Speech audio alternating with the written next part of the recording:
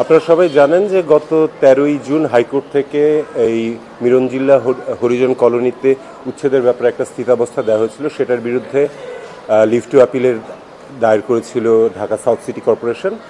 আজকে সেই leave to অ্যাপিলের শুনানিতে মাননীয় প্রধান বিচারপতির নেতৃত্বে পূর্ণাঙ্গ আপিল বিভাগ আদেশ দিয়েছেন যে যে স্থিতাবস্থা ছিল সে স্থিতাবস্থা বজায় থাকবে এবং হাইকোর্টের যেই বেঞ্চ রুলটি ইস্যু করেছিলেন, অর্থাৎ মাননীয় বিচারপতি জনাব ফারাহ মাহবুবের যে কোর্ট রয়েছে, বেঞ্চ রয়েছে, সেখানে মামলাটিকে নিষ্পত্তি করার জন্য, এবং নিষ্পত্তি না হওয়া পর্যন্ত সেখানে কোনো উচ্ছেদ কার্যক্রম চালানো যাবে না।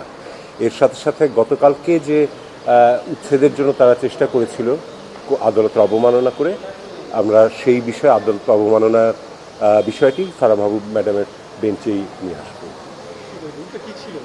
রুলটা হচ্ছে যে কোনো প্রকার নোটিশ ছাড়া এবং এদেরকে পুনর্বাসন ছাড়া এই যে হরিজন কলোনিটা যেটা রয়েছিল মিরঞ্জিল্লায়, সেখানে যে বিল্ডিংগুলোকে ভেঙে ফেলে নতুন করে একটি কাঁচা বাজার তৈরি করতে যাচ্ছিল, সেটি অবৈধ কেন ঘোষণা করা হবে না।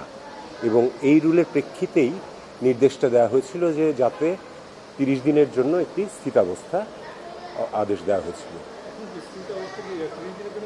না, এখন নিষ্পত্তি হওয়া পর্যন্ত, কারণ এখন মহামান্য আপিল বিভাগ গতকালকে আমরা জরুরিভাবে তাদের কাছে একটি আবেদন করেছিলাম স্থিতাবস্থার জন্য, সেটিকে দিয়েছিলেন এবং আজকে সেটিকে কনফার্ম করে বলে দিলেন যতক্ষণ না পর্যন্ত সম্পূর্ণ মামলাটি নিষ্পত্তি না হচ্ছে, অর্থাৎ রিট পিটিশনটি যতক্ষণ না পর্যন্ত হাইকোর্টে নিষ্পত্তি না হচ্ছে ততক্ষণ পর্যন্ত স্থিতাবস্থা বজায় থাকে।